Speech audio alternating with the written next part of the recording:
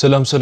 كوراتنا زي يوتيوب شانل تخطيتنا خميت صنحو نزوان زولكم حطرتن واناون حبريتات حجلكم قريب لهم سمو دا تحبيركم نصنحو اب تግራይ ውግ ተኻይዱ ንዝውግ ብስተኣሳሰረ ድማ ብኽልት ዮም ተዋጋእቲ ሓይልታት ወገን ሓበሬታት ውግ ብወግዕ ተገሊጹ እንታይ ተፈጢሩ ብዝብል ድማ ኣብ ዝሓለፈ እዋናት ብዝሓሸ መልክዕ ሓበሬታ ክልቲኤን ተዋጋእቲ ሓይልታት ወፅየሎ እዚ ካብቲ ጥንክር ዝበለ ዝሓዝናይ ሓበሬታ እዩ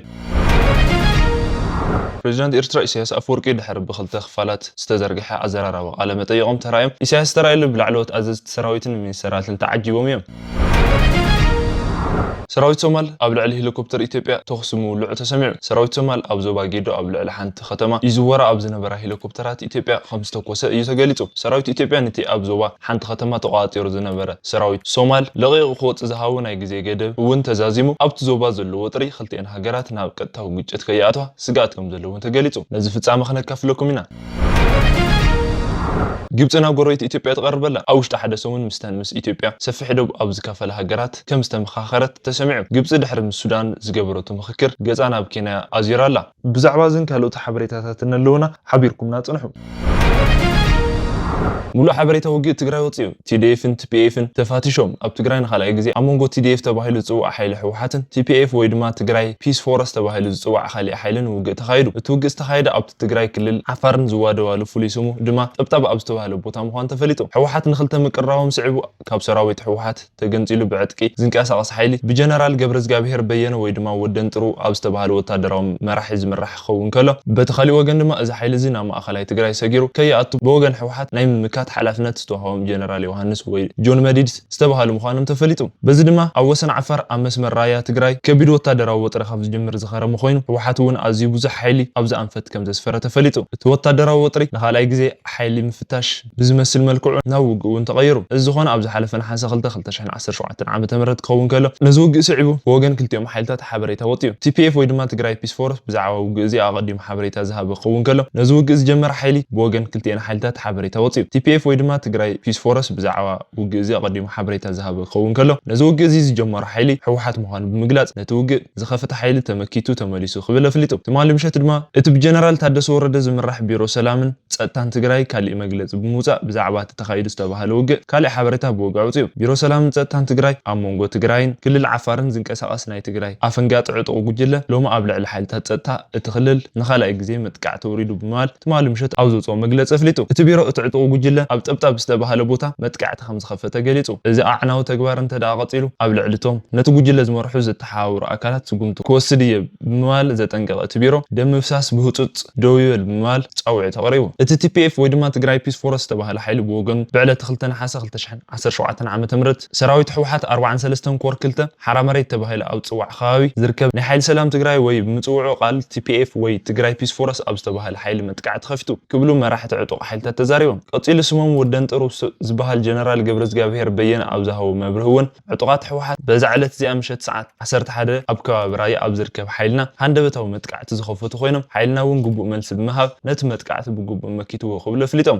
ጀነራል ገብረዝጋብሔር ወይ ወደን ጥሩ ኣብ ዝምብርህዮም ዕላማት ምትኳስ ሰራዊት ሕውሓት ንሰራዊት ምድምሳስን ራያ ብምልእታ ምቁጻር ነይሩ ክብሉ እውን ተዛሪቦም ወገን ቢሮ ሰላምን ጸጥታን ትግራይ ውግእ ተኸፊትልና ይበሃል እምበር ብወገን TPF ወይ ትግራይ ፒስ ፎረስ እውን ነቲ ውግእ ዝኸፈቱልና ዕጡቓት ሕውሓት እዮም እናተባሃለ ይርከብ እቲ ወታደራዊ ወጥሪ ሕጂ እውን ከም ዝቐጠለ ተፈሊጡ ብወገን ሰራዊት ሕውሓት ድማ ነቲ ውግእ ዝመርሖ ጀነራል ዮሃንስ ወይ ድማ ጆን መዲድ ምዃኑ ወደን ጥሩ ኣፍሊጦም እዚ ከምዚ ኢሉ ከሎ ኣብ ከተማ ዓዲግራት ሕውሓት ኩናት ይጎተልና ኣሎ ንሕና ኩናት እውን ሕውሓት እውን ይኣኽለና ዝብል ሰላማዊ ሰልፊ ከም ዝተኻየደን ኣብ ገለ ቦታታት ድማ ነቲ ብጀነራል ዮሃንስ ገብረዝጋብሔር ወይ ወደን ጥሩ ዝመራሕ TPF ወይ ድማ ትግራይ ፒስ ፎረስት ተባሃለ ዕጡቕ ሓይሊ ዝድገፍ ጽሑፍ ተለጢፉ ከም ዝተራእየ ተፈሊጡ ነቲ ክልል ብግዜያዊ ምሕዳር ፕሬዝዳንት ኮይኖም ዝምርሑ ዘለው ሌተናል ጀነራል ታደሰ ወረደ ምስ TPF ወይ ትግራይ ፒስ ፎረስት ተባሃለ ሓይሊ ብዝተኣሳሰረ ቅድሚ ሕጂ ኣብ ልዕሊ ፌደራላዊ መንግስቲ ክስ ከቕርቡ ተሰሚዖም እዮም ሕውሓት ነዚ ሓይሊ እዚ ምስቶም ብኣቶ ጌታቸው ረዳ ብፆትን ዝተመስረተ ፓርቲ ስምረት እውን ይኣሳስርዎ ኣለው መራሕቲ ፓርቲ ስምረት ግና ንሕና ዕጡቕ ሓይሊ የብልናን ብሓሳብ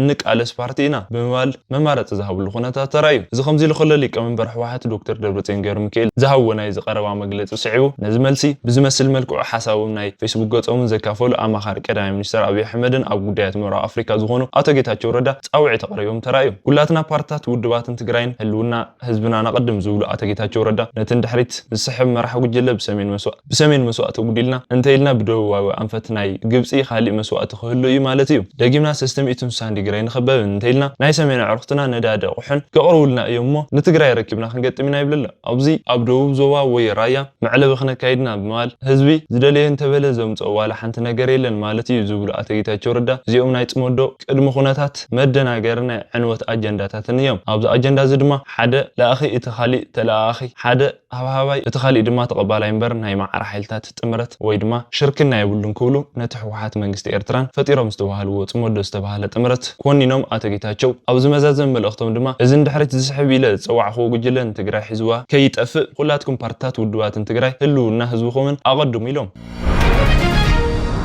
ኢሳያስ ብዛዕባ ጀነራላትን ፕሬዝዳንት ኤርትራን ኢሳያስ አፈወርቅን ድሕሪ ብኽልተ ክፋል ዝተዘርግሐ ኣዘራርባ ቃለ መጠይቆም ተራእዮም ኢሳያስ ተራእዩ ብላዕለዎት ኣዘዝቲ ሰራዊትን ሚኒስተራትን ተዓጂቦም እዮም ብሚኒስተር ዜና ኤርትራ የማነ ገብረ መስቀሎም ዝተዘርግሐ ስእልታት ኣብ ዝተፈላለዩ ማሕበራዊ መራኸባት ብዙሃን ላዕለዋይ ቃለቦ ረኺቦም ፕሬዝዳንት ኤርትራ ኢሳያስ አፈወርቂ ብዙሓት ላዕለዎት ሚኒስተራትን ተዓጂቦም በቲ ዝልለይሉ ኣካዳድንኦም እዮም ደጊሞም ተራእዮም ኢሳያስ ድሕርቲ ብኽልተ ክፋል ዝተዘርግሐ ቃለ መጠይቆም ዝተራእዩሉ ኣብ ናይ መኽፈቲ ስነ ስርዓት ሃገራዊ ፌስቲቫል ምዃኑ ኣብ ገጽ ሚኒስተር ዜና ኤርትራ ዝተረኸበ ሓበሬታ ይምልክት ፕሬዝዳንት ኤርትራ ኢሳያስ አፈወርቂ ኣብ ዝቐርቦ እዋን ሃገራዊ ቴሌቪዥን ሃገሮም ኣብ ዝሃብዎ ቃለ መጠይቕ ኢትዮጵያ ለይትን መዓልትን ብሓይልታት ሰራዊት ተፈራርሕናላ ኣጽዋር ተዕድገላ ብምባል መኽሳሶም ይፍለጥ ኣብ ትግራይ ዝተኻየደ ኩናት ካብ ዝውዳእ እንድሓር ቀዳማይ ሚኒስተር አብይ ኣሕመድ መእተው ምርካብ ንኢትዮጵያ ጉዳይ ህልውና መእተው ባሕሪ ምርካብ ንኢትዮጵያ ጉዳይ ህልውና እዩ ካብ ዝብሉን በዚ መሰረት ዝተፈላለዩ ስጉምታት ክውሰዱ ካብ ዝጅመሩሉ እንድሓር ኤርትራ ምስ ካልኦት ተጻረርቲ ኢትዮጵያ ሓበራዊ ምትሕባር ፈጢራላ መብዛሕትኡ ግዜ ኣብ መራኸቢ ብዙሃን ዘይረኣዩ እዞም ፕሬዝዳንት ድሕርቲ ኣዘራርባ ቃለ መጠይቆም ኣብ ጎደናታት ብኣዘዝቲ ሰራዊቶም ላዕለዋይ ሚኒስተሮም ተዓጂቦም ምርኣዮም ፍሉይ ቃለቦ ረኺቡ ሚኒስተር ዜና ኤርትራ የማነ ገብረ መስቀል ስእሊቶም ፕሬዝዳንት ላዕለዎት መራሕትን ኣብ ወግዓዊ ናይ ትዊተር ገጾም ኣካፊሎም እቲ ሚኒስተር ዜና ኣብቲ ጽሑፎም ሃገራዊ ፌስቲቫል ኤርትራን 2025 ፕሬዝዳንት ኢሳያስ አፈወርቂ ብወግዕ ተመሪቑ ተኸፊቱ ክብሉ ገሊጾም ኣብ ኣስመራ ኤክስፓ ሚኒስተራትን ላዕለዎት ሰበስልጣናትን ህግደፉን ከምኡውን ኣባላት ዲፕሎማቲክ ኣብቲ ስነ ስርዓት ምምረቕታ ከም ዝተረኸቡ ተመልኪቱ ኣብቲ ስነ ስርዓት ምምረቕታ ጠቕላሊ ስታፍ ማእኸላይ ሰራዊትን ኤርትራ ሌተናል ጀነራል ፊሊጶስ ወልደ ዮሃንስ ተረኺቦም ላዕለዎት መራሕቲ ህግደፍን ምርካቦም ኣብቲ ሓበሬታ ተመልኪቱ እዚ ከምዚ ኢሉ ከሎ ኣብ መንጎ ኢትዮጵያን ኤርትራን ሓድሽ ዝነበረ ናይ ዲፕሎማስያዊ ዝምድና መውዳእቲ ናይ ሰሜን ኢትዮጵያ ውግእን ሕድሕድ ስዒቡ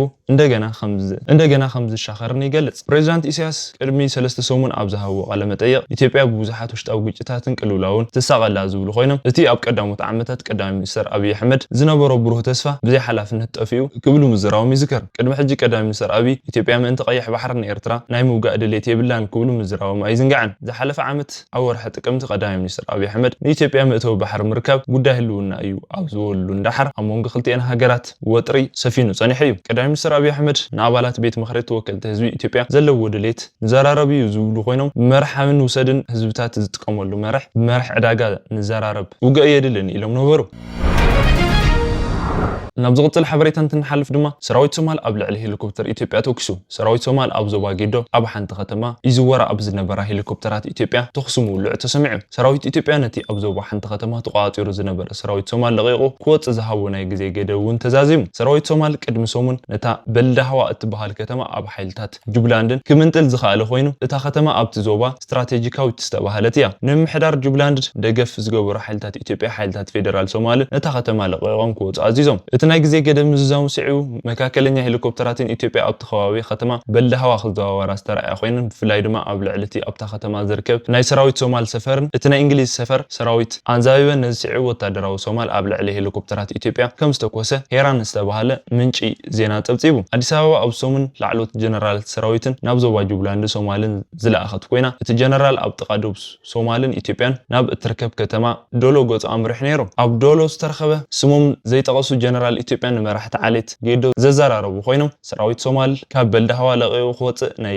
ግዜ ገደብ ኣቕሚጦም መቃዲሾ ነቲ ዝተዋሃበ ናይ 72 ሰዓታት ግዜ መልሲ ይሃበትን እንተኾነ ግና ኣብ ልዕሊተን ኣብቲ ኣብዚ ሰሙን ዝተቆፃፀረታ ከተማ ኣብ ልዕሊ ሰፈር ሰራዊትን ዝነበራ ሄሊኮፕተርን ኢትዮጵያ ተኩሳ ቅድም ሰሙን ሓይልታት ሃገራዊ ትካልን ድሕነትን ሶማል ወይ ድማ ኒሳ ምስ ሚሊሻታት ብምትሕባር ምስ ሓይልታት ጁብላንድን ከቢድ ውግእ ኣካይዶም ንከተማ በልዳሃዋ ተቆፃፂሮም ነስዒቡ ኣብታ ደቡብ እትርከብ ከተማ ዶሎ ወታደራዊት ኢትዮጵያ ብብዙሓት ተሳትፉሉ ወፍሪ ኣብ ልዕሊ ሰፈር ሰራዊትን ሃገር ኤጀንሲን ድሕነትን ሶማል ከም ዝተፈጸመ ብዙሓት ክሞቱ ከለው ቁጥሮም ዘይተነጸረ ኣባላት ድሕንነት ሶማል ድማ ጉዳት ከም ዝወረዶም ገሊጹ ኣብቲ ሰፈር መኽዘን ኣጥዋርን ሰራዊት ሶማልን ከም ዝነደደ ዘርእዩ ስእልታት ወጽኦም ነበሩ ኣዲስ ኣበባ ምሕደር ዞባ ጁብላንድ ቁጽጽረይ ከይስእን ከም ዘይትደሊ ናይ ዝቐረባ ወጥሪ ከም ዘመልክቱ እቲ ምንጭታት ዜና ጸብጺቡ ሓይልታት መንግስቲ ሶማል ንኸተማ ቤላሃዋ ምቁጻሩ ብዝተኣሳሰረ መልሲ ብከም ዝሃብሉ ኮይኑ ጁብላንድ ጥብቂ ዓርኪ ኢትዮጵያ ክትኸውን ከላ ፕሬዚዳንት ኣሕመድ ማዶቤ ካብቲ ዞባ ሓሊፎም ንሶማል ንምምራሕ ዝሓሰቡን ንፕሬዚዳንት حسن شيخ محمد زكانا قنيوم مقادشة قبل على أحمد مادوبي زحلف عامتات إزاز مأسر بموتى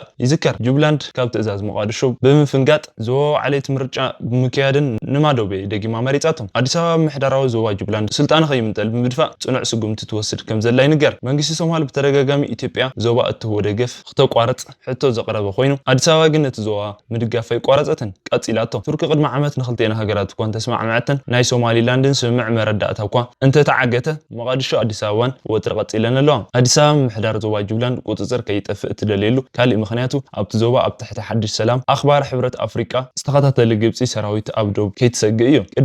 قدم كبل سومال سراويت إثيوبيا بمولو كاو سومال كوت تحت تزنبرت كوينا تنعمتها تتنح سلام أخباري سراويتون كي يقتل مرقت حزانيرا أبزررو أنكاران دحر إثيوبيا شحن سيستميتن وتدرات تراي كيتوات خوتاس توهيوا منجست سومال كابتم شبراوين استبهالو مأخلات زوات تهجرن سراويت إثيوبيا كسمر حتى كوان تقربه أديس أبابا سراويتنا برحق سومال مئتو أيدليتون أبكن إثيوبيا كم أوغندا زمسلا سلام أخبرتي أكلات كسمر أخوينو محدار جبلان الفيدرالي ومنجسي سومال قبل علتي زوبا زخفت توفري أجندا وصعتنياتن حيلتاتن يو قبل تصوعيتنا غوتي زتوقم مغلصي موصو مزغاوي ذكر حجي أب زوبا جيدو زلو ترسعيو أمونغو سراويت إثيوبيان سومالن كتاو هونات كفطر تبايلو كوان انت زي تتصبيه ات دبلوماسياوي ترخاغن ناتغادد خمز مصاي جمت